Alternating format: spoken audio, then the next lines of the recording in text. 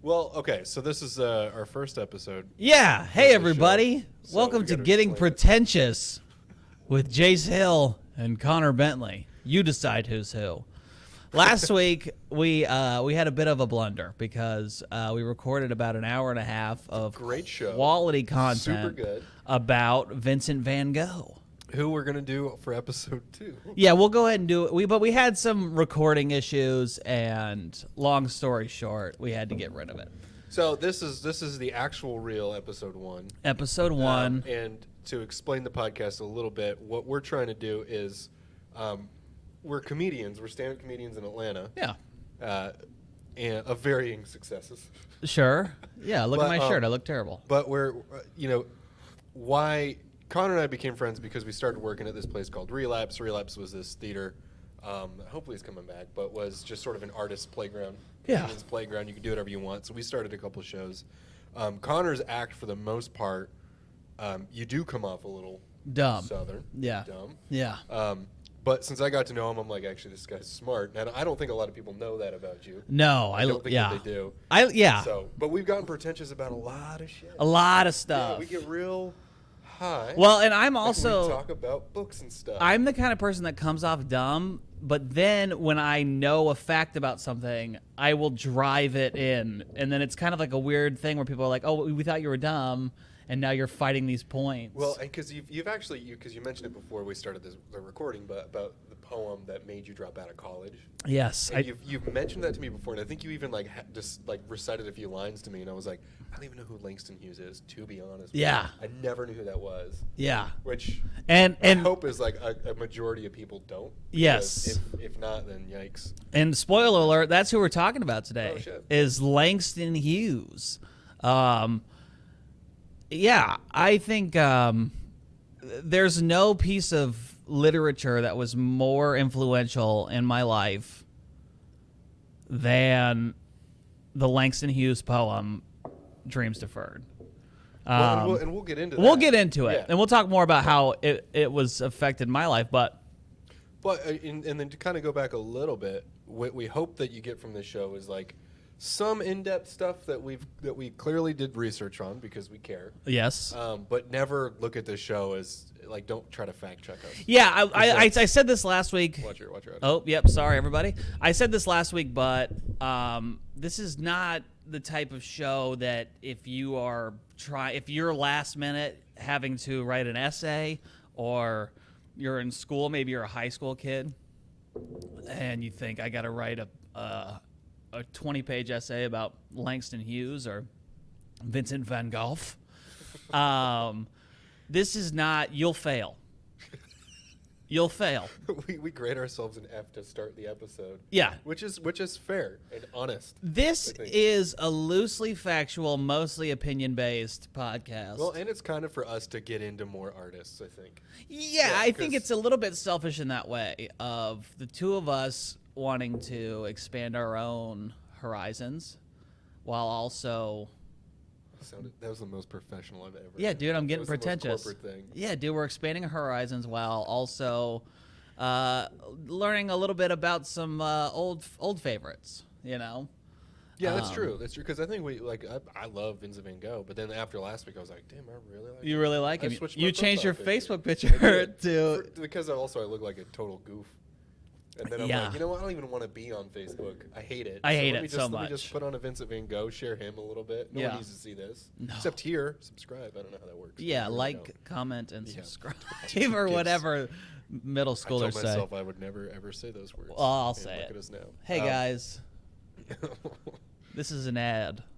No, so it's not. You think that's a pretty good? That's a good. Do you know now? I what think we that's are? a good intro, guys. I'm gonna not say guys. I'm gonna go ahead and say in episode 1, I hate when people online say, "Hey guys, how's it go?" We're not doing that. No. We're gonna say what we'll say. Hey, dudes. you peas. Yeah. Yeah, we'll call them. We'll say peas. Peas. Like pretentious. Let's work on it. Well, Let's we'll workshop it, but I think it's a good look. Okay, so So yes. So today we're talking about Langston Hughes. Okay, Langston Hughes was born in 1902. Now, I don't know if you know about 1902. It sucked. It sucked. It was a different.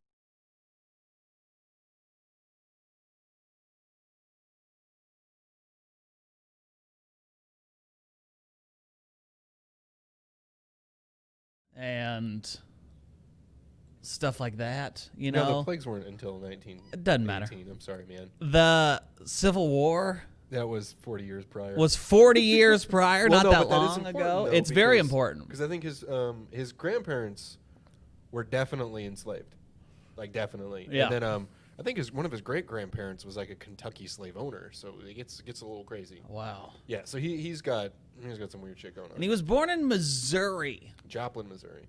Joplin, Missouri. And the thing is about Missouri is, if you've never been there, don't. Don't. Yeah, I actually Just wait till the winter for your grass to die, and then go roll around in it, and there's Missouri. boom, Missouri. I actually spent some time in Missouri. I mean, I'm gonna tell a quick story. Go ahead. Sorry. I'm not sorry. This is a podcast. Yeah. Do whatever the fuck we want. So I was actually working in Harrison, Arkansas, which is northern Arkansas. Uh-huh. And we were there for 4 weeks. And it was like, when we show up, we're working on the National Buffalo River. And we're these archaeologists. And we're there talking that fucking town. Like Okay. everyone's like, that's how small the town was. Sure. I was like, expected. Sure. Yeah, and I'm sure that their reference to archaeology is Indiana Jones. Oh yeah, so they think like every day was just like, you find any you guys cool find any shit? mummies? You found any cool like where are we? We're competing, by the way, with like meth heads. Yeah. Like we're trying to like document all this It's stuff. you and then some guy trying to sell scrap gold. No, for real. That's no, what I it know. is. I know. Like we would find them and be like, hey, you can't be here. Like you have to leave, and they're like, "Rah, rah, rah," and it was weird. Anyway, Hey man, you guys find my watch?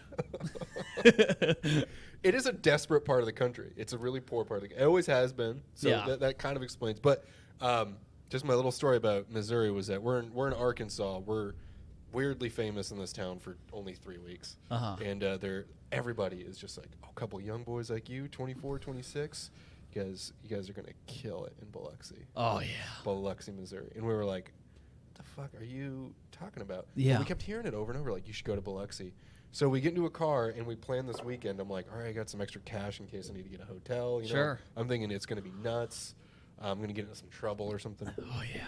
So I drive up there and we never leave the car.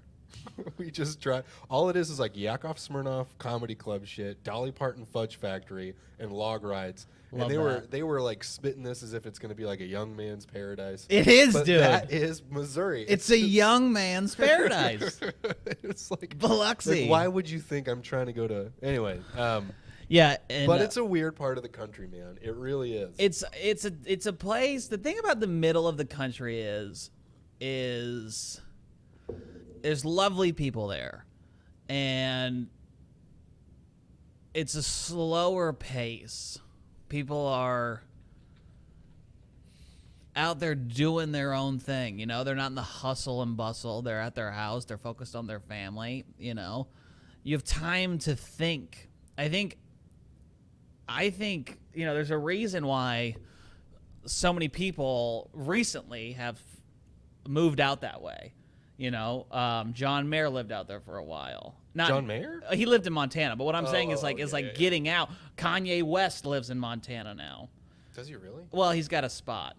I feel like he's got a spot in a lot of places. Yeah, he's got a lot of plans. But all I'm saying is that I don't know. As a kid that grew up with a lot of time to think, I know how it can be beneficial to the artist's mind. Yeah, I mean, it's funny. By contrast, I grew up in a place called Redland, Oregon. Yeah. And I mean, it's like it is a suburb of a place called Oregon City, which is a bigger suburb of Portland. Yeah. And like there's just country out there. Totally. And so when you grow up, I think that it's like there's a difference between people who grew up like that and people who grew up like in cities. You see that a lot in comedy here too, where I'm like, oh, you're a city kid. Yeah. Like, you grew up in a city, and I can tell. And it's your brain. Totally. But that's fine. But you're right. you because get more I time to think and like if you explore. grow up in a city, there's kind of this like, what's it called? Like permission to be weird when you grow up in a city. Yes. And when you grow up outside of the city, you kind of have to hold in some of your weirdness. And I think that people who move from places like that really pop in their adult life because they're like, oh, I can live in a city. People are weird here. Like, oh, and then it just comes out. I mean, maybe that's why I get all I get told I've got like a conservative vibe. And it's probably true because I definitely I'm trying to be pleasant. Oh, people trying tell to me be all polite. the time. Oh yeah. That I know. feel. We look like the biggest Trumpers in any comedy club. Yeah. Well, but we're not. Yeah. We're not. Yeah. We're not. We're not. Look at the camera. We're not. Yeah, please. This is. I voted for Obama twice, so. You were not old enough. I was not. I voted for him once. You fucking liar. But I did vote for him once, so I did. I'm going to put in my vote for that. But that's not why we're here. We're here to talk about Langston.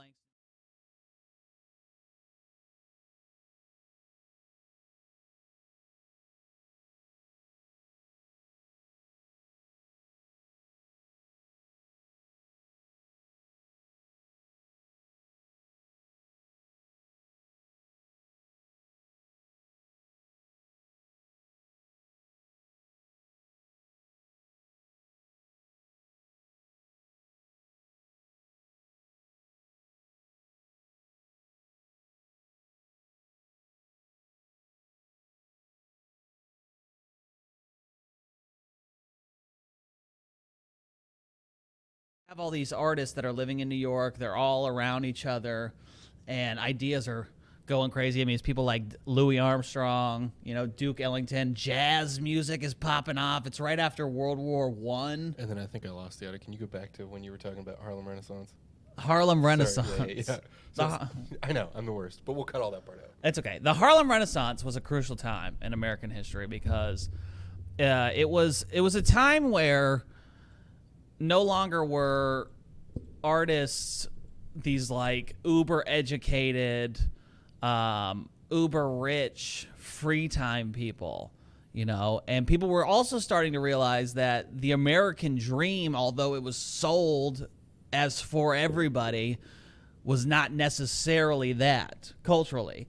That people of color were just supposed to keep on doing whatever they were doing so that the American dream could happen for other people. You know what I mean? Right. And you have a time in New York where jazz music is blowing up. It's after World War I. People are letting off steam, but also, it's the beginning of. I mean, it's 40 years after. Let's say at this point, 60 years after. The CW, the Civil War. The Civil War. Yeah. Yeah. And black people are starting to realize that, this is over, but the mentality is still there. The South was bad. The South is shitty. Yeah. You live in Joplin, Missouri. The people's mindset doesn't change overnight. Well, and what's crazy is what they call the Great Migration is generally to the northern Midwest states in New York. Sure. So that's sort of the beginnings of the Harlem The Renaissance. Genesis. The Genesis. The funny thing is, though, I think Langston Hughes' dad, instead of going up there, actually went further south to escape American racism. Where he went? Mexico City. Yeah. So it's kind of funny the lengths that people are going to get out of this area. People are moving thousands of miles to just try to have some semblance of a normal life. It kind of makes me think, too, that if you stayed in the South, it might have been because even in those few years that you had in the South to gain wealth, the wealthy black citizens in the South probably had that chance to go we're out, fuck it, we're out. Sure. And the poor ones were like, dude, I can't just leave. I can't just go. So I wonder. I don't know. I'm curious about that. I mean, it also makes sense that you don't have to be so educated, but it seems like. Well, I mean, you think about it now. I mean, you think about people who are moving from South America, for example. Just for example. Right. And these people they have nothing, and they're like, things are so bad here that I'm willing to take all my nothings, that's a good and my children, in the hope that where I go will be somewhat better than this. Which also, I wonder if that leads to like other like I'm gonna fuck this up, but like Latin Renaissance in other parts of the country. Sure. I mean, I'm sure LA is seen it. I Sure. just don't know. I'm just ignorant. We'll figure this out in another Yeah, episode, probably. like I said, we're not the But, I mean, smartest dills in the pickle jar, but I like that. No, but like Albuquerque, I've been to Albuquerque, and there's just a lot of cool like Native American art and Latin art, and I mean, it's obviously that's there's a real correlation since the dawn of, let's just say, art. This is the dawn of art. That sounds like a cool action film. With adversity comes incredible art. I agree with that. Do you know what I'm saying? Or the other one is like incredible adversity is incredible art, or you have like rich obsessed parents. Sure. Those are the two avenues. Yes. Or there's some sort of break from the norm. Right. I'd like to bring up a poem. Okay. Because I don't want to get out of the young life of Langston Hughes without talking about this poem. Langston Hughes was the class poet for his high school, mostly white high school. Which one was this? It's the River one. Oh. All right. And the class chose him to be their poet, and he jokingly said, because you had the rhythm. We've got rhythm. Yeah, we got rhythm, and I don't want to let my white classmates down. Yeah, you guys don't. You guys don't get it, but yeah. I've got it. Which I wish when I was growing up we had that. A class poet. Yeah, like it was just like. Me too, actually. Was that an official thing? No, we just always had some kid that rapped in his mom's bathroom. Oh yeah. You're like, there's Daniel, the rapper. Yeah, when you grow up in middle school in like 2003, it's a lot of G Unit. Yeah. Oh yeah. Yeah. Yeah. A lot of. Yeah. It's a little rough. So he's doing it. He's out young. here as a young man, and he takes a trip. You have the background on this. I want to give a good background for this. Because what happens is he gets into Columbia, which what the fuck? That's incredible. You know who also went to Columbia? Ruth Bader Ginsburg. Rest in peace. Yes, Rest in peace. Let's not dive into that sadness. No, we won't. But I do. But it's a good. It's a correlation in my brain. Relevant. Anyhow, so Langston Hughes he gets into Columbia. What he wants to study is obviously like literature, sure, and be a writer. That's what he wants to do. But Columbia is expensive, so he's talking to his dad. Goes down to Mexico City to visit him. And on the way down there, this is what he writes. And I think it's he crossed the Missouri River as he's writing this, or Mississippi, one of the rivers he crosses. When he gets there, and we'll get into this poem in a second. We got it up on the screen, but little fun fact: he gets there, and his dad's like, "No, dude, you're not studying." Which I read it and I was like, "What a jackass!" And then I'm thinking like, "All right, this is the 1920s, and it's practical." And and he's just like, "No, you should do engineering." Like, I mean, I can't not to make this engineer. about me, but I can't tell you how many people I know who do comedy who fucked off some like sure plan to be successful in the pursuit of art, Yeah. So I get, you're a man who was born in the 1800s. You have this kid who is smart. You look at him and you say, "This is dude, you got into Columbia. This is a smart don't fuck kid." this up. Right. Yeah, you like art, you like writing, but that can be a hobby. That's the thing is like I kind of see it from the dad's perspective here, and again, I think it's like the American brain because we're so into movies. We're like, that guy's an asshole and he's gonna rise above him. Yeah. But really, you don't think about it. Like 99% of those writers, their parents were like, "Dude, I told you back in Mexico that you shouldn't do this shit." Yeah. Well, and it's 1902. Well, at the time it's 1920. Well, right. Yeah. Sure. But it's okay. So it's 1920. Yeah. 10 years from the Great Depression. No, until the Great Depression. Right. That's what I'm saying. Yeah. But right after World War I. Right after World War I, it's been crazy. Just a plague just happened. For the most foreseeable past, and I mean, you think to yourself, you have got this smart kid, you're living in Mexico City, you're like, just go do the smart thing, and then when you get out, then you can write whatever frilly poems you want to write. Which is also an okay strategy. Sure. I mean, Paul Ollinger. I mean, we dropped a name. Look at that. Fuck. Yeah. Anyway, a brilliant guy, smart guy, made a lot of money. Now he's doing comedy. He's killing it. Yeah. He's crushing it. So he did that. Yeah. He did the smart thing. Yeah. Made some money. Now he's kind of living his dream. And I think it's a good point about this poem before I read it, and I'll read it. But And you're done with the Negro Speaks of Rivers? yes, the Negro Speaks of Rivers. We're going to say the words in the poem. Yeah, because it's not the gonna- title of the yeah. poem. Yeah. We'd actually had a discussion about this. Like, we were a little bit hesitant hesitant, because it's a time, everyone's alive right now. Okay, you guys know what's going on. right. Yeah. But a little background on today. I'm not going to not say the name of this poem by this amazing person because, some girl named Rachel's going to get mad at me for it. Yeah, if we're going to get. And by the way, And no offense if your name's Rachel. I do think it's like me. I feel like a lot of people don't know about this guy. Yeah. So I think to admit anything from their poems would be stupid. So this I think poem is incredible because he's headed back home. He's headed back home to see his father, and he's on this train, and his dad is, kind of said, let's get into something practical. And really this speaks to the potency of art, is that there is a lot of times, at least for me, when I sit down and try to either write a script or I try to write comedy, stand up, I can't just sit down and do it. Because the fact of the matter is that it comes to you. You open your brain up to the channels of creativity and it comes to you. Well, I think it's a mix of that, and then I guess people like us, it's like 90% it comes to us, but there's 10% where it's like, get off the fucking couch and right do the it. Fuck now. Right. And you have this idea, and you got to have a little discipline. I was told early on in comedy that if I was trying to write and couldn't think, to take a walk around the block. That always helps. And I think that this train ride Is his walk around the block. is his walk around the I block. like that. Yeah. All right, I'm going to get into it, and then we'll talk Go for about Yeah, it. Sorry. This is The Negro Speaks of Rivers. I've known rivers. I've known rivers ancient as the world and older than the flow of human blood in human veins. My soul has grown deep like the rivers. I bathed in the Euphrates when dawns were young.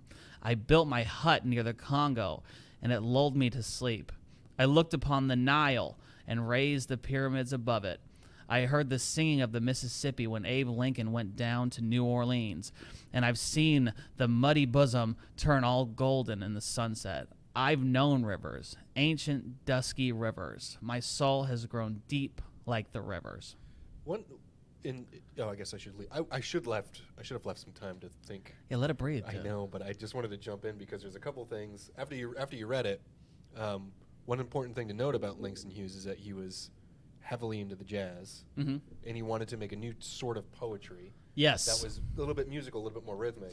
Well, and also he was a part of this group of authors, and it was happening a little bit before this. Right. Right, yeah. But a group of authors who decided that we're not, and this is what I was talking about before about art not coming from the wealthy anymore, is that you have these people who said, I don't want to write with the way that Shakespeare was writing poems. I don't want to do that. I want to write in the vernacular of the people of the time. I want the people who are alive right now. I want to be able to reach the biggest audience. Well, and that's what he did. And not the richest audience. He's like absorbing the times around him. And so with jazz being a big thing and with him being a huge fan of it and trying to incorporate it into his art. This is an early poem, so I'm not sure how much that was an influence. I think the importance of, and maybe it's just a sign of the times really then, is that he's this, there's no lesson. He's been given nothing. He's a kid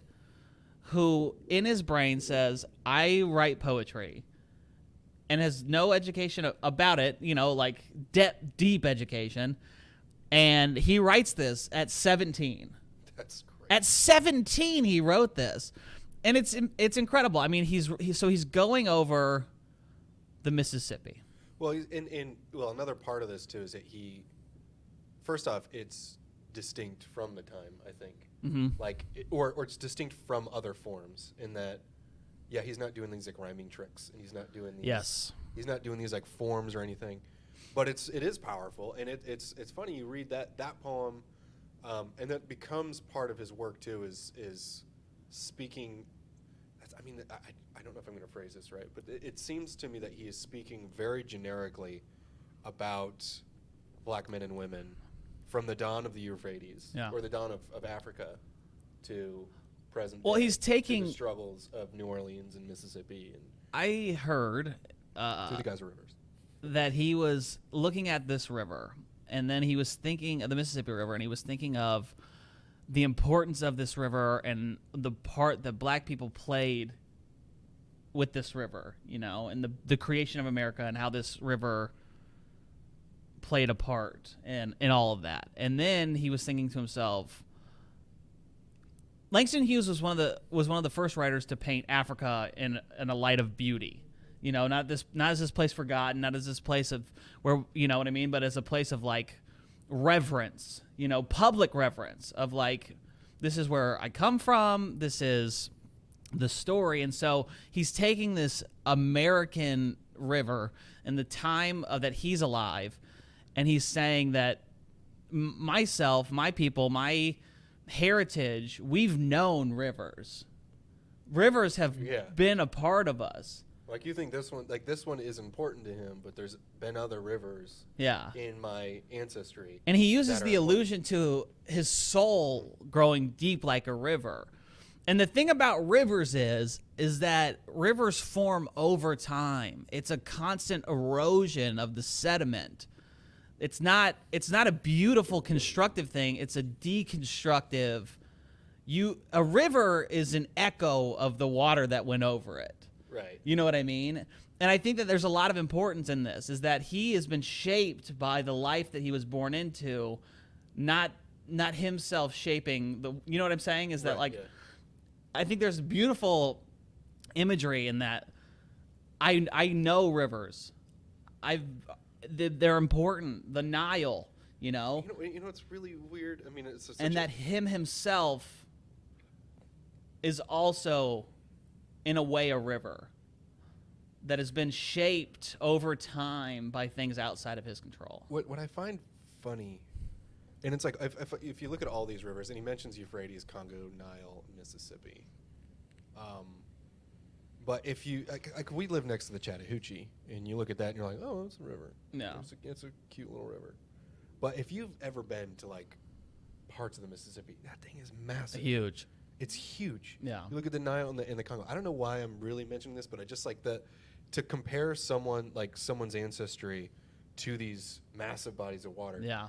And then I don't know. I did like this. Well, and also, and this is really just deep assumptions, but it almost speaks to his own spirit of you can't stop a river. Right, you know, like the river is gonna come.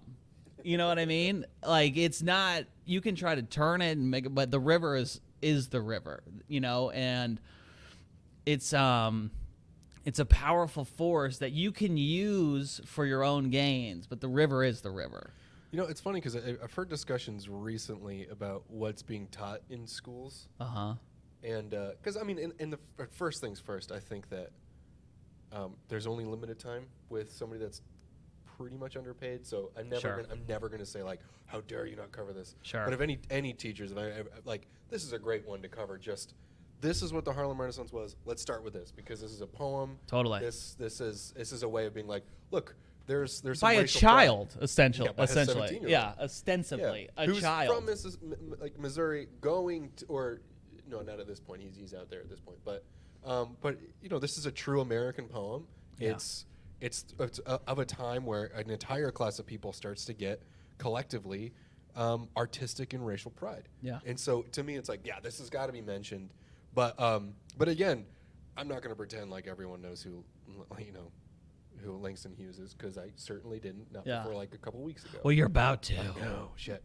Cool. So, but yeah, no, this is really really early in his stuff, but I think it's really like it's him distilled into one thing. Into one poem. Into one poem. Let's read another one. Okay. I wish these had. Oh, some of these have. Do you have any info on other poems? Yeah, I don't have info. Okay. But but some of this stuff. But I mean, all you have to do is just read this and go like, oh yeah. Yeah. Yeah, I know what he's doing here. I know where he's living. Yeah. Can I read this one? Yeah, go ahead. All right. And let me see. I'm gonna try to give you guys visuals here, but you shouldn't need them if you're listening to us, anyways. This is My People. I don't know when this was written. I probably should have written that down. Yeah. But well, again, I mean, you have enough background on Langston Hughes. We can just dive into his work and have fun, right? Yeah. All right. My people. And the assumption going into this is, of course, he's speaking from, an African-American perspective, talking about other African-Americans.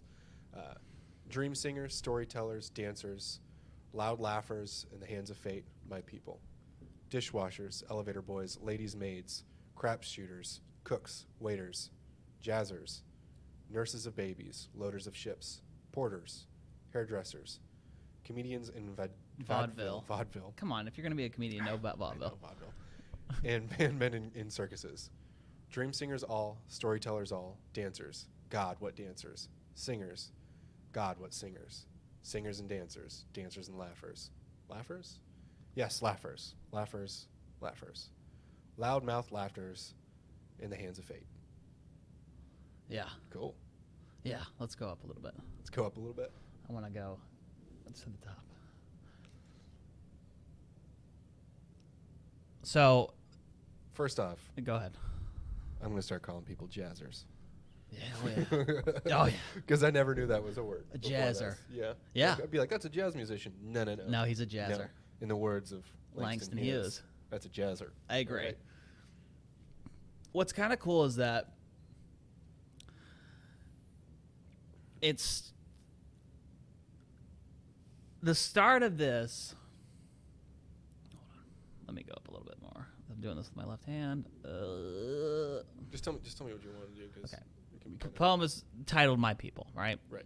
And it's all one lines, and it starts with dream singers, storytellers, dancers, loud laughers. And he talks about loud laughers at the hands of fate twice.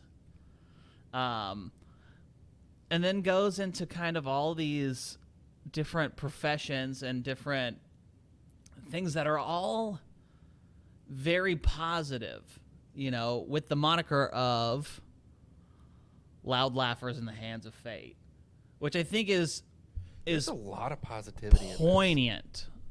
Yeah, It's a 100%, ton, yeah. a ton of positivity of just saying like, it's almost like a list of here's how you know us, and here I am well aware of the situation and how things are, and how we're perceived. But I don't think he's writing. I mean, I guess I kind of want to. I almost want to disagree, because I don't think he's writing this for like white people. No, and that's not what Okay, I'm saying. I'm okay, saying that yeah. this is how they see us. Uh-huh. But we are loud laughers in the hands of fate. That we might be dishwashers, we might be elevator boys, we might be ladies' maids, we might be cooks, waiters, Jazzers. loaders of ships, porters, hairdressers. But above all, we are loud laughers in the hands of fate. You see what I'm saying? I love that above all. Above all. Yeah, that's pretty Yeah. good. Yeah, I mean, everyone's tied in together despite where they are. Sure. Yeah. And it's a time where you said it earlier, but there is this confidence of like, as these people in Harlem are surrounded by people who look like them, who have worth in their lives, and they're And some saying wealth, too, for and them. some Yeah. wealth. They're starting to get a little bit of cash, and it's like we are deciding our identity now. We are going to speak for ourselves. You know what I mean? It's not going to be fucking what's his name with Mark Twain. You know what I mean? Yeah.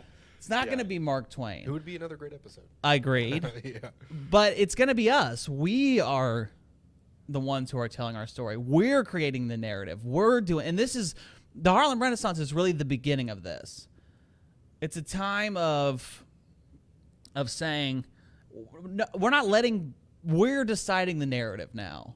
This is who we are, above all else. Well, I mean, but the thing I love about it the most is the fact that I think it's easy to look at the Harlem Renaissance and just go, oh my God, these writers and jazz musicians. And then you can end the conversation there and move on to another topic. Sure. But what he does with this is he's like, no, hold on. Yeah. In Harlem, we're dishwashers, we're elevator boys, we're the whole gambit. Yeah. And again, I don't see any of this when he says loud laughers in the hands of fate. My God, we're getting heady with this episode. Yeah. I like it. Yeah. Me I'm too. wondering how whatever. We don't need to be funny too much, but yeah, he sets that up with a really positive thing. Loud laughers in the hands of fate. Yeah. All these people, and we're not just we're talking about the person cleaning up the tables after the jazz musicians leave. Yeah. That's still my positive world. Yes. To me, I read this as just like a very, very like, I'm happy to be here and with my people. Yes. And this is just fucking great. And I won't be defined by, I'm not just an elevator boy. I'm not just a maid. I'm a part of a people. What I have going on upstairs is the capability of so many things. I'm not just one job. I'm not just a guy who has a job and then a family and that's it. I'm all these things. And I am a culmination of all the people who came before me, all the people who are alive now. He names all these things: comedians in vaudeville, and bandmen in circuses, dreamers, singers, storytellers, I almost look at this. It's kind of funny.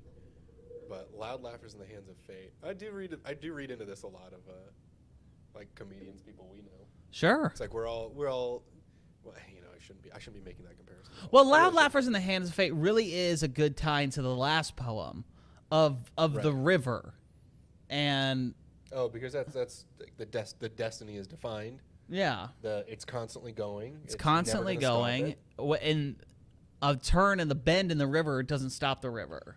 Right. And the river's not defined by one section of the river. The Mississippi isn't, or the Chattahoochee, for example, isn't just where we cross over it on 285.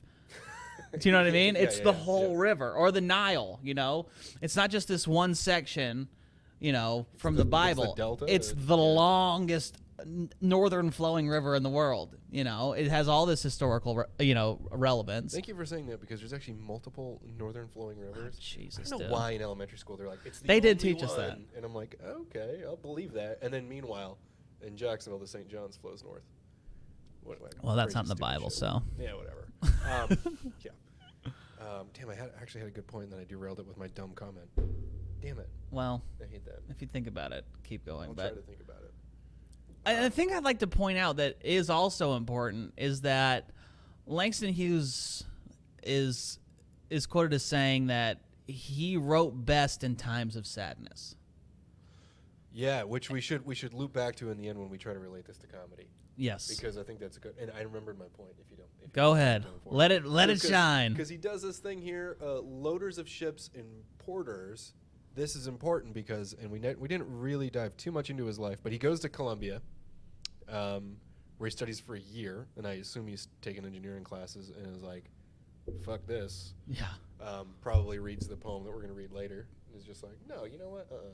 But what he does is he goes and he travels on like cruise ships, and is like a what do you call it?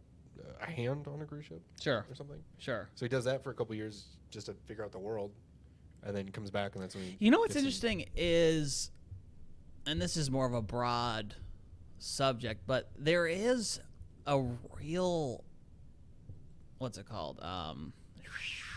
Parallel between artists and bodies of water. Do you know what I mean? Water is something that, I'm trying to think of a good example, but it's something that's makes your mind work in a way that it might not otherwise. Well, I think water. And my God, And spending time on the water. Yeah. Yeah. I mean, I guess there's not a whole lot of really good literature coming from like South Dakota. No. But I don't mean it like that. Whatever. But Mount Rushmore, and that's but it. yeah, you can think of, and I want to break this down even anthropologically. Okay, I was about to do that as well. Yeah, sorry.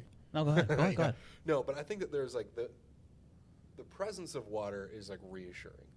Yes. Because if you live on the water, there's so much. First off, depending on the type of water, I mean, you have potentially drinking water. Sure. You have, if you're in Mississippi, for instance, or New Orleans, for instance. I mean, you live right next to one of the most rich food sources Sure. in the nation. Well, and also if you think about it, before the invent of the railroad, there were no civilizations that weren't within distance of water. Oh, for sure. I mean, there Yeah. there were or a river. Or a river. And a lot of the time, those river towns were like transport. Sure. I think it's funny, like where I grew up in Oregon City, the whole thing was it used to be the capital of Oregon, and then a sandbar developed. And so you couldn't log any further, and so it was just like, well, Portland it is, and then it became Sure.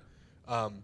But I mean, I only bring that up because you're right. It's like water used to mean transportation. It used to mean a food source. It used to mean, I can get water, or I can drink. Sure. A lot of things. I mean, yeah, in order to get crops. I mean, that's why the first civilizations were in Euphrates. I bring all this up because I think water being reassuring, Sure. to be around it, creates a calmness, and that Sure. I think everyone experiences that. Sure. And so I think that's why like the sun and water are two things like artists are always just like, I got to put that in my work for some reason. Well, and it's something that we all share. Yeah, You know what I mean? Like, it's a there's a human lot of experience. poems or art about the moon, for example. And I talk about this in my stand-up. Not to really riff into that, but I talk about it a little bit Plug in my Connor, stand-up because the moon really is this thing that we all look at.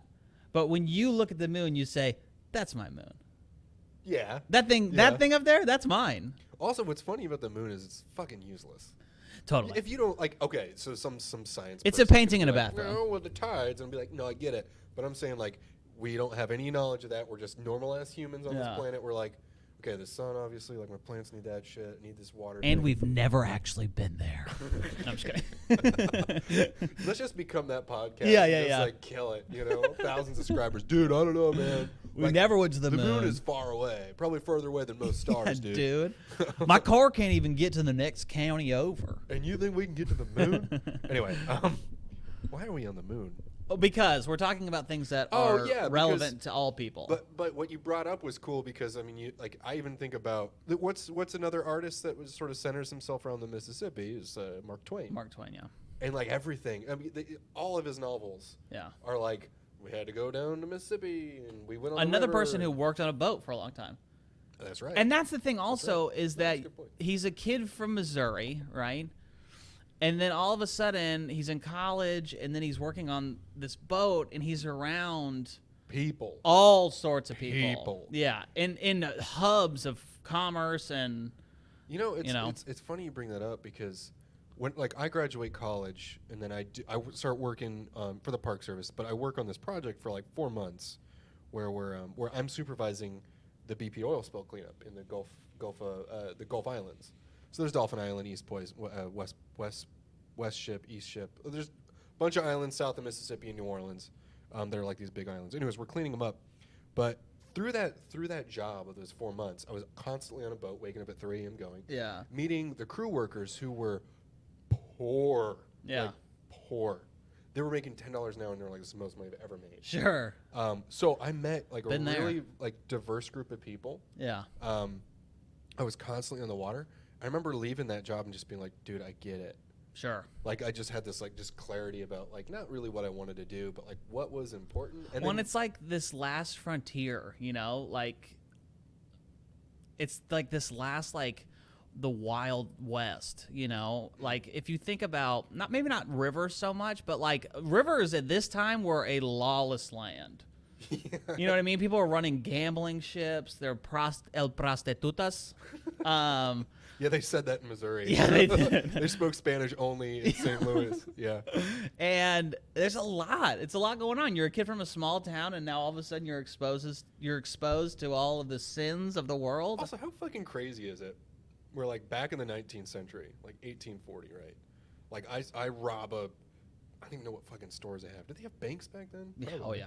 So I rob a bank, and my getaway Haven't car. you seen Hamilton, dude? No, let's not. Let's fucking not. Connor loves Hamilton I do. too much. It's the best. So I rob a bank, and they're like, "Dude, how are you gonna get away?"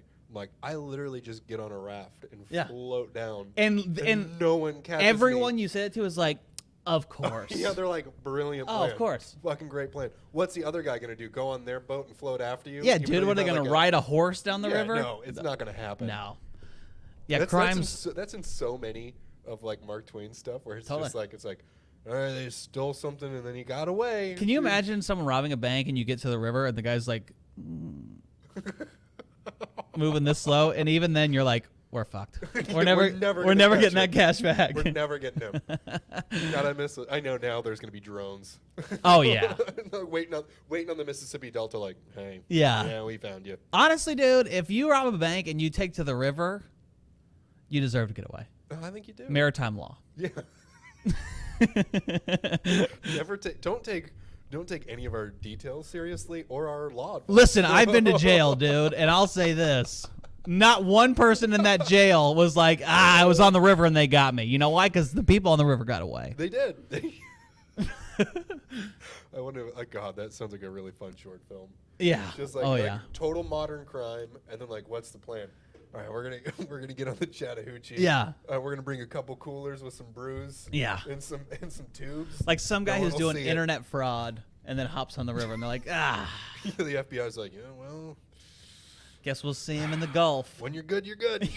When you win, you win. I don't know what to say. That might be what do they say in Pirates of the Caribbean? That might be the worst pirate I've ever seen. Anyways, that would be me. Okay, man. so let's bring it back to We gotta Langston. come back to reality. And I think we're gonna try to reach our final landing place We've been at it for 47 minutes. in the next little bit. Damn, this thing goes by quick. It does. And I always feel like we don't have a lot to talk about. And we do. For two guys that shouldn't be doing a podcast about learning, boy, have we got a lot to say. I know, and a lot of it's pretty dumb. Okay, so we got a couple more poems. You want to read those, or do you want to? What do you want to do? I'd like to, because one of the things that we do with this podcast is we bring it back to the art of stand-up. Do you want to do that now, or are we? I got a lot Let's read to one say more about poem. it. Okay, let's read more. Let's do- We'll 'cause I read one think- more, and then we'll get Yeah. into Dreams Deferred. Oh, that's right. Yeah. Do you want to do this one, then Dreams Deferred? Yeah, let's do Okay, it. Okay. Do you want to read this one? Or no, you read Dreams Deferred. Yeah, 'cause I'll that's read- That's your okay. big thing. I'll read this one. And sometimes, guys, we haven't actually read these before, so I'm not going to say it perfectly. Yeah, dude, this isn't Harvard. Yeah, I know. Jasonia, which when I was selecting poems, I totally was going off of The names. the fucking names. Yeah. Anyway. O silver tree, O shining rivers of the soul. Rivers again. In a Harlem cabaret, 6 long-headed jazz play, a dancing girl whose eyes are bold lifts high a dress of silken gold. O singing tree, O shining rivers of the soul, were Eve's eyes in the first garden, just a bit too bold. Was Cleopatra gorgeous in a ground of gold? O shining tree, O silver rivers of the soul, in a whirling cabaret, 6 long-headed jazzers play. Huh. You know what? To be honest, those last two I felt like really was like, You know what I like this, but makes me a little bit angry? that I fucked up. Is with that two lines. you make so much more money than me and you read at a 3rd grade level. What are you talking about? Guys, just go back and read how it's written and then how he read most of those words. Whatever. Yeah. No, okay, so I like in this. the garden, just a bit too bold. I know. I broke up the lines. I know, it's okay. Yeah. Um, You fucking judgmental prick. yeah, dude, I drive a Honda Civic. Yeah. Well, it's a nice car. And you It's just a- got the brakes done. I did. Yeah. So I'm stopping. Okay. Okay, let me grab hold of this because I need to say a few things.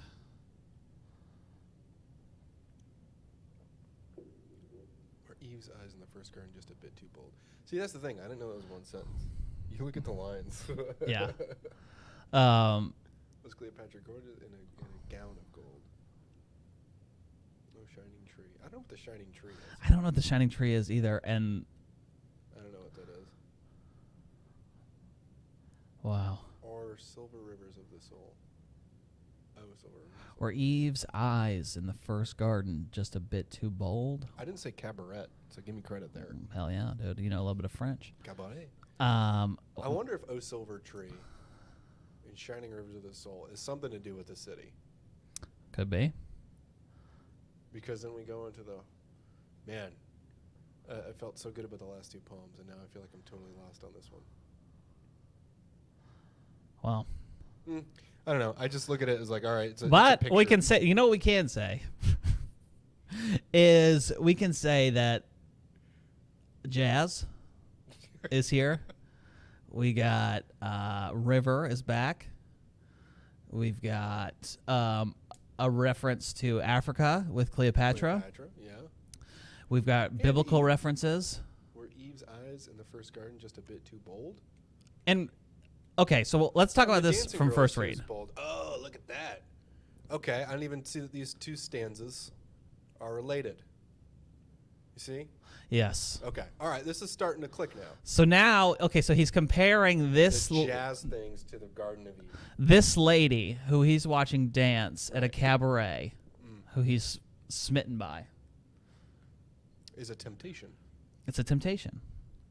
Not unlike Eve Right. in the garden. So he's comparing this, I assume, who is a black woman, to Eve and Cleopatra. Yeah. And those are great comparisons, I think, because both are supposed to be like seductive and beautiful. Yeah. Ah, Maybe yeah, maybe it that's is. Maybe it is. He's saying, am I following in the footsteps of men who have been tempted by the situation?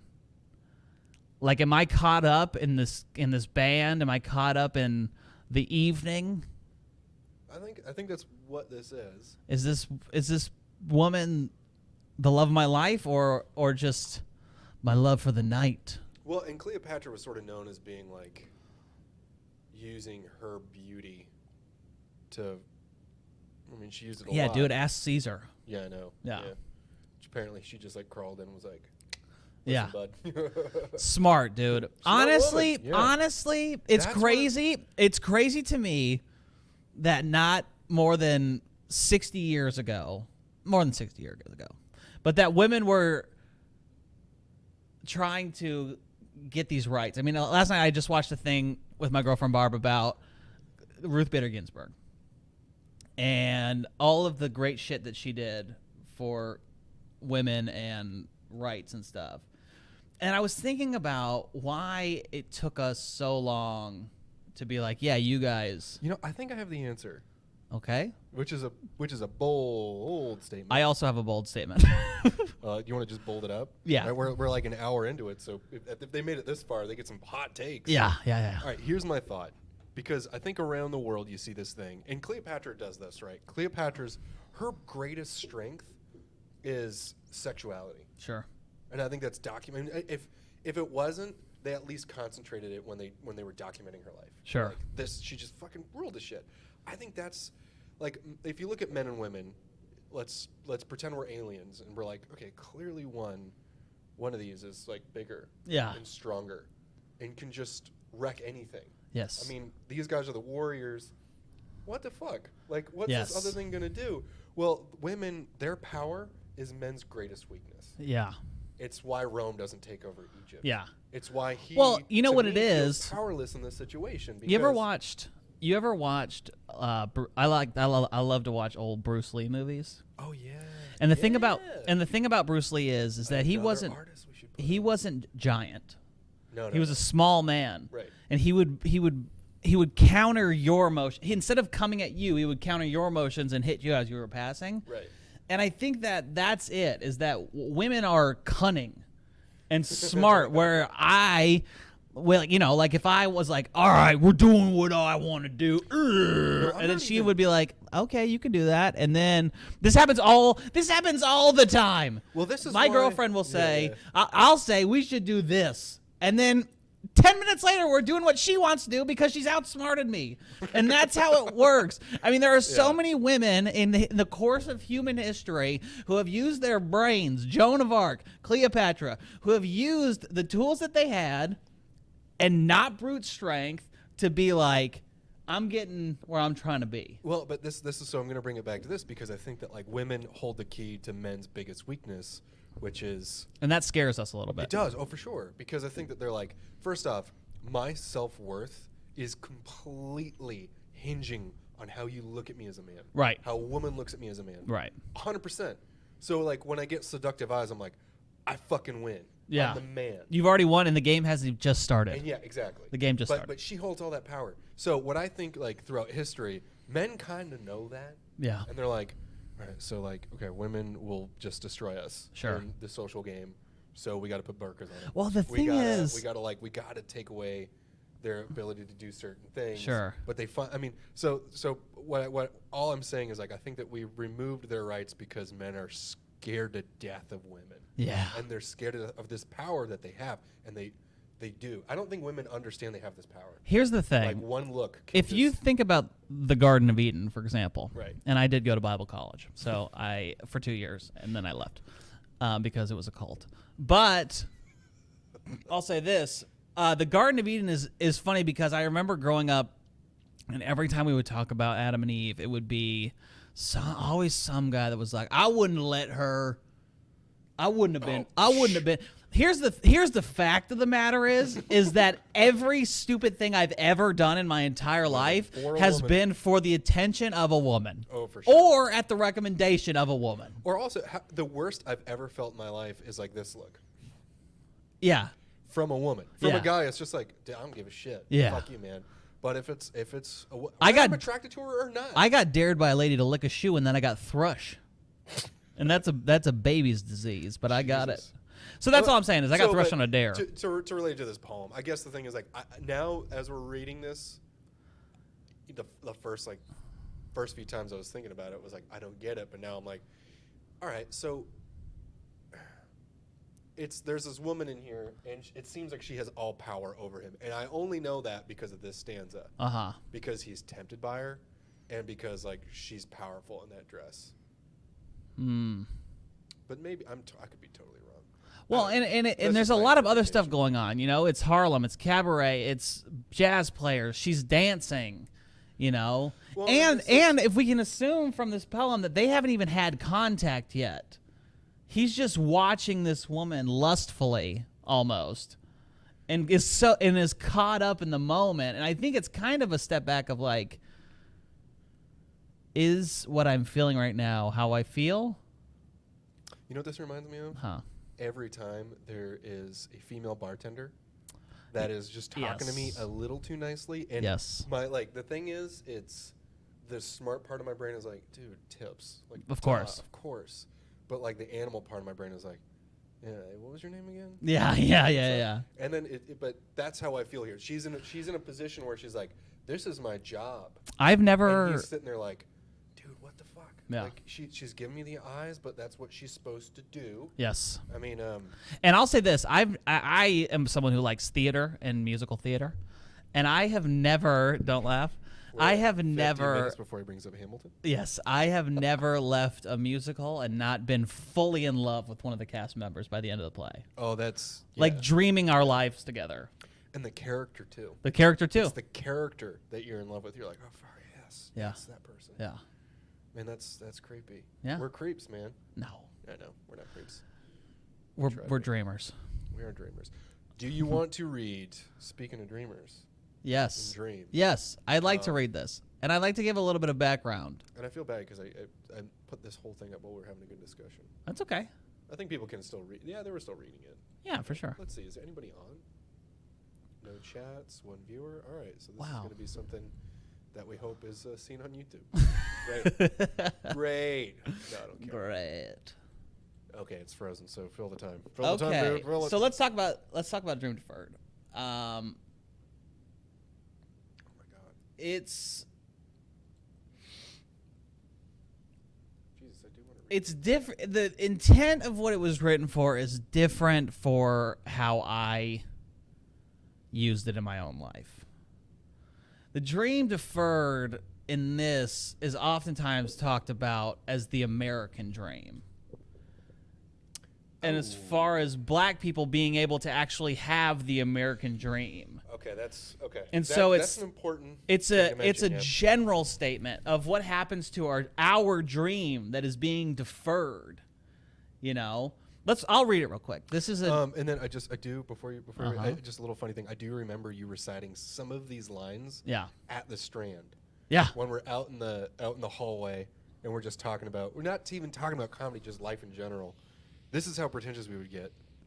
And then you would be like, "Oh, this poem by Leighton Hughes," and I was like, "Jesus." well it's just it's So it's a cool memory. I just want to bring that up because Yes. like, in context for me, Connor reading this, it was just like, oh, he's a guy who gives a shit about art. What About a art, brilliant yeah. thing. So and anyways, and the thoughts of other people.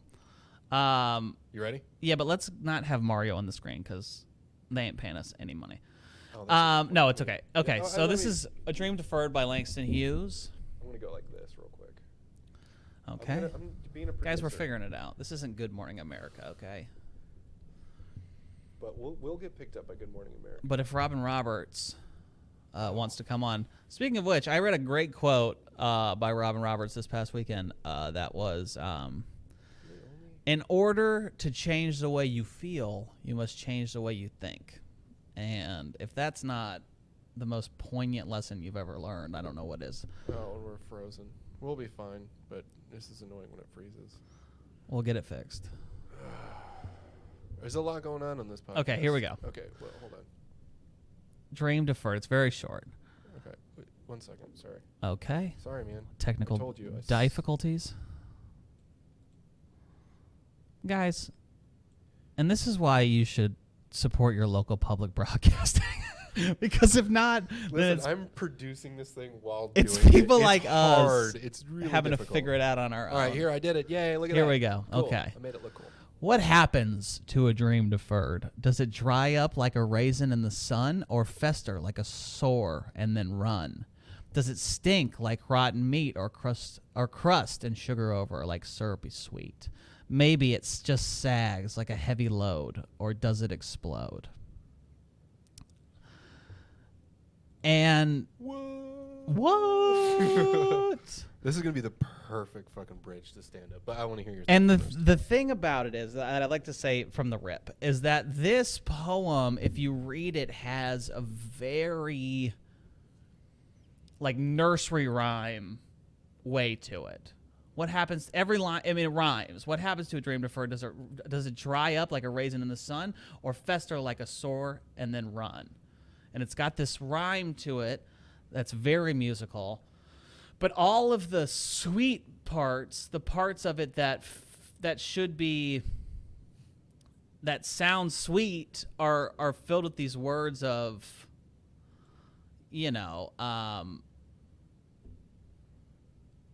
disgusting things, fester, sores, even syrupy sweet is almost this negative kind of, Yeah. And so, okay, so if you take what it was meant for, that's great. And it's really, really poignant of like a wake-up call. In a matter of 8 lines, he's saying, we're giving this thing away, this dream, because of circumstance, because of, I mean, like you said, of people not being able to, you got to support your family. You're here to work. It's fine that Langston Hughes wanted to be a poet, but his father, even then, was like, Bro. go do the practical thing. Right. And that for me is the most relatable part, is that he has had that experience and then is still saying, but wait a minute. What happens when you have a dream? When you want something so badly and then you let it go? Can you come back to it? Or does that dream turn into something else? Unless you take advantage of this dream right now, unless you eat this grape, It's going to be a raisin. it's going to be a raisin, when you leave something, it's like your house. When you go on vacation, there's still dust. You know what I mean? If you leave a house alone, the house you grew up in, even if you left it there untouched, you'll come back and there will be effects. It will never be what you thought or you remember it to be, And so I remember being in college, and I was an English major. Long pause. And I remember reading this and then not hearing anything else that was taught about that day. Just thinking about this so hard, about my own dreams and my own things of like my mom being practical and saying, go to college, do this stuff. But then in my heart saying, I need more attention than that. I have this thing that I enjoy doing, that I've always done as a hobby, and that I've put a lot of work into, extracurricular work, that I don't want to because that's what everyone always says that. Just graduate, get a job, and then you can work on comedy. And for me, after I read this, I go, there is no after. That's a fool's dream to think that you can leave this thing here and come back and pick it up. It just won't. It won't be what you left it as. You know, things change. It's a dream deferred too. Which yes, because you're right. It's like I'm going to come back to this grape, and then you come back to it, and you're like, yeah. I think deferred is a really good option because it's not. He doesn't use the word abandoned, right, or destroyed, or cast away, or cast away. It's deferred, like because that's how it's always sold. Funny how important that distinction is because I think and college is a really great example of that. I think if you have, and this is actually what I would say to somebody who's, because I was funny. I started doing comedy when I was 18. I did 18, 19. And then I stopped doing it. Yeah. Because I got really into like anthropology. Well, I did it in high school. That's crazy. And I think Beach had nothing. And I think that I was at the Skull. I did the Skull when I was 16. Really? Yep. Oh fuck, that's crazy. And I always knew in my brain that's what I wanted to do. And I remember staying up late and talking to people and being like, I want to do this. This is what I want to do. I don't want to do what I'm here to do. But you know, at the same time, you need to have the time where you're working on the cruise ship. Sure, which I did. Yeah, which was college. Yeah, but you know what? It's like, I guess what I'm saying now is like, and you might even be the generation where I think we might have been the last ones. When were you born? Like 94, 95? 93. 93? Yeah. Oh yeah, we're closer in age than I think.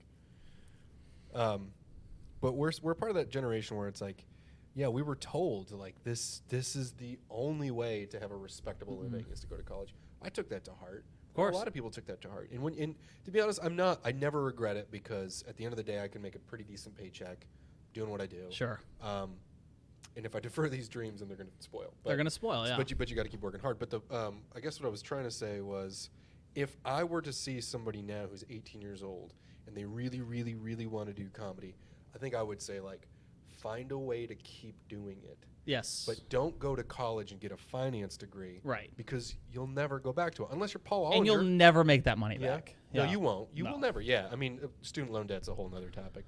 But I think that's important now that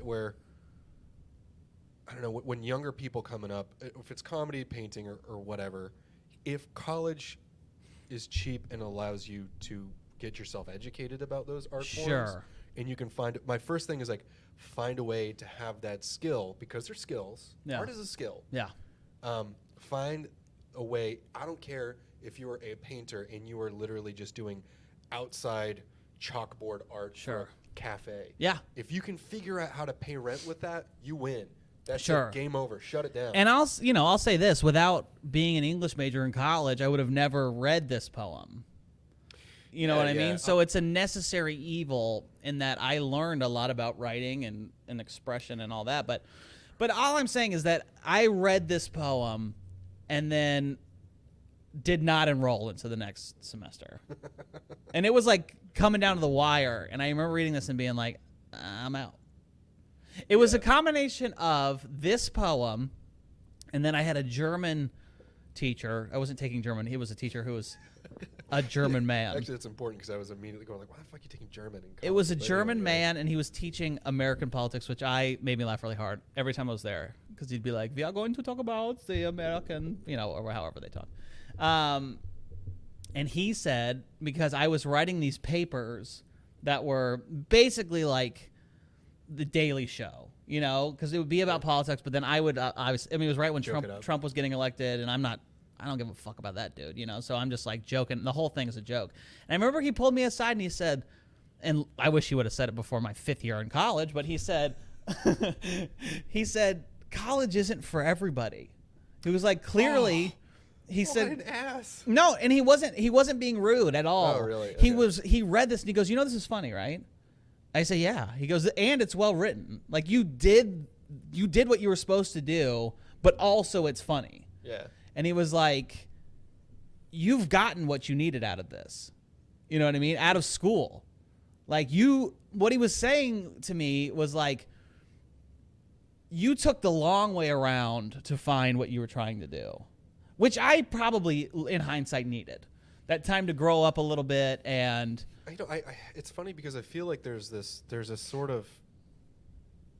It's funny how this is the landing spot. I did not think this was going to be the landing spot of this, but it's so perfect considering his life of this delayed thing in his world. But it's still like those boat trips really contributed to his works. Sure. So I look at this like, yeah, when I was 18, that's like stand-up is something I really wanted to do, but then I ended up doing so many different things, digging holes for like 5 years. Yeah.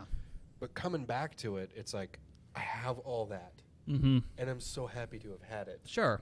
So I don't know if I guess one way to interpret that is like, oh, Jace gave up at 19. Sure. And did other things, and I'm like, yeah, not No. really. I just took a turn. I just took a turn, and you. I'm took still a moving turn. forward. But again, like, what's funny is like, so I did media production in college. It was like, you know, and that was also another dream. I wanted Sure. to make films, which we just did one. I don't know. We should try to link that. Yeah, Check we'll link out it. We'll on link it. Instagram or. It's called The I don't remember. Post. Yeah, it is The Post. And But I used to make some really absurdist things that Sure. nobody got. Yeah. And people were like, what the fuck is this? Yeah. And I still think, like, you watch The Post and you're like, what the fuck is this?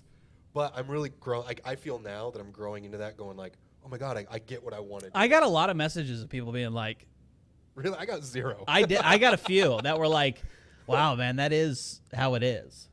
You know? Because I think we were able to nail it on the head. I mean, that was something that I wrote, and then Dylan was like, I had this wide net I wanted to do with it, and you were always the character. Yeah. But I wanted you to be like walking in a park and being like real lonely. Yeah. And it's when he's like, no, just make it simpler. That's And I too much think action. You being on the couch was perfect. Meat and cream of wheat. Cream of mushroom. Oh, yeah. Well, let's bring it back to Langston.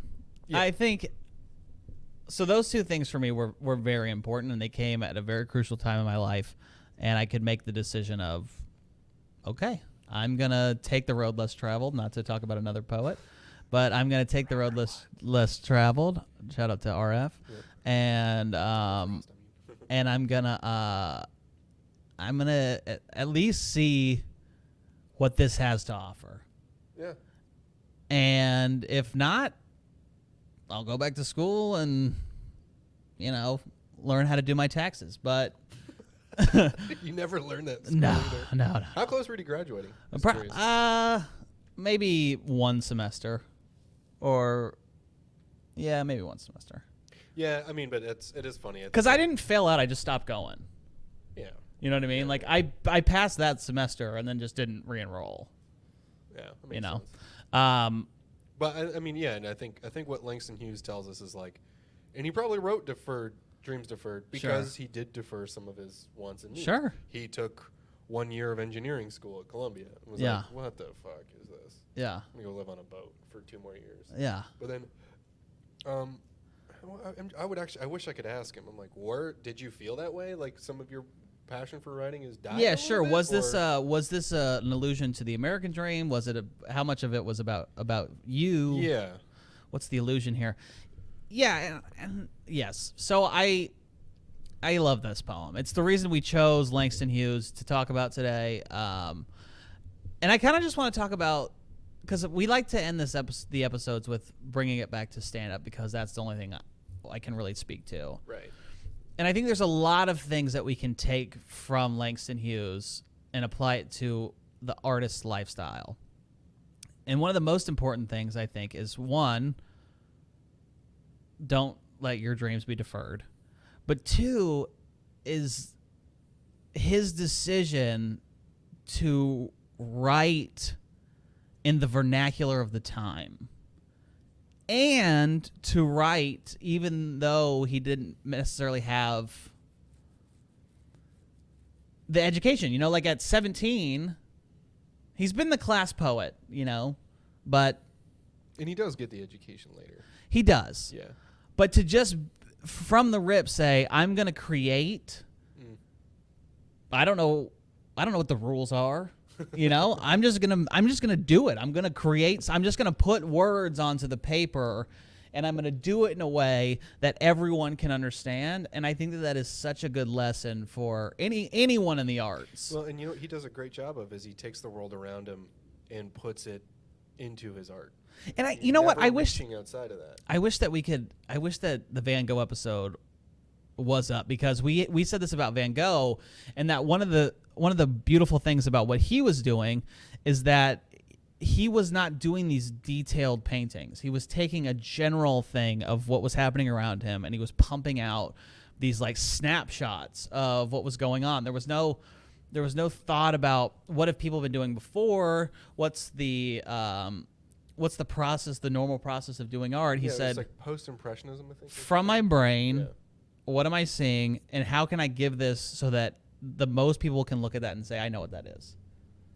And that's Langston Hughes is doing that. I mean, he's delivering these huge lessons, these huge ideas of identity and the times and the world around him and what it means to be a black man in the 20s, you know, and also an artist in a renaissance of ideas where people around you are creating all of this art, all of this newness, and saying, okay, so how do I fit into this? And how do I take what I have in my brain and my feelings and give it so that the most people can understand and heal from the same thing that I've been in? You know, that here's the thing that I've learned. I am this river. We are this river. I know rivers. I've had dreams. I know what it's like to have dreams and not follow them. And so if you're a lady, I wish we could bring up the poem, the jazz one. I got it. Is that he's saying that, you know, we are all these things. We're maids. We're cooks. We're doing all of this stuff. But at the end of the day, I also have a brain that thinks artistically. I also have this other part of my... Oh, my people, you mean? Yeah, my people. But we are downtrodden, and we have been stepped on, and we do these jobs that we don't like, that we shouldn't be doing, that we're overqualified for. But loud laughers in the hands of fate. Above all else, we are loud laughers in the hands of fate. And if you're someone who works on a cruise ship, or you're someone that, let's just say you're a waiter even, and you read this and you say that this guy, this normal guy from Missouri, can have the dream to write these poems. He puts them in a way that I can understand them and relate to my own life. I don't have to be a genius. I don't have to be college educated. I can just know the way I speak with my friends, and I can understand this, and it has relevance in my life. I think that's one of the biggest things that he did for literature at the time and moving forward, is being this thing that says, we're dreamers, you know. Bad things happen. I only write when I'm sad. Oh, yeah, and that's part of the direction I thought that we might go with this. And not to be a total poet, but no matter where you're at the river, Yeah. there's more river. That is very poetic, by the way. Yeah. You made that very poetic. Yeah. I like it. But I think that's another thing too he mentioned is And that your life is the sum of the river. You know what I mean? You're just because you're in the rapids and it feels like there's no way out, is that you are the sum of the waters of the river. You're not this time. You know what I mean? And as a kid who had to defer his dreams, no one knows it better than him. You know, of like, because where you're at on the river feels like it's going to be like this forever, you're going to be at New Orleans soon. You know what I mean? You'll be in Mississippi, you where know. they'll catch you for the bank robbery. Yeah. You shouldn't have robbed that bank. Well, and then I think in the last point, at least I wanted to bring up, because I know that you and I had both doing our own little research have come across that quote where the best writing he did is when he wasn't happy. Yeah. Which I thought, well, and I think you and I both were like, all right, that's comedy. Yeah. That's easily comedy. Definitely. It's taking, I mean, every No bit. comedy, I think, starts with this like No. complete euphoria from something you've heard. Every bit I've ever done if I told it with no jokes, would be very sad. Well, yeah. And I think that is the beauty of art is that, yeah, life is sad. But you don't have to have a sad memory about a sad time. That's You know what I true. mean? Like, Dude, that's really good. yeah. You know why? Because I think that people, we said this about somebody, no names, but it was just like, it's not that cool to just be fucking sad. No, it's If not a you're- personality like, trait, that's for sure. Especially right now. Right. There's so much that you can just, I mean, I don't know. There's a lot of reason to be upset. Yeah. But when I hear you being upset about things that are obviously upsetting, I don't care. Yeah. And maybe that's really terrible to say, but no. At the end, like, if you're a comedian right now, Mm-hmm. I never want to see a Facebook status that's like, Yeah. I don't want to see it. Because that's not your job. It's not even your. It's If you're a comedian, and in your Facebook. By the way, I need to mention this because if your Facebook is supposed to be an extension of your comedy, which it is for a lot of people, then yeah, I don't want to read that and feel bad. Yeah. Or feel sorry. Because for you've you. missed the point of comedy. Yeah. The comedians don't get to also be deliverers of sad news. Do you know Well, what I mean? Like, you know what they do, and let me. Oh my Maybe I'm God, not saying it right, I'm but- jumping off of a weird cliff here, and we do need to wrap this up. But so like Jon Stewart, for instance, one of my favorite comedians of all time because he did something new. yeah.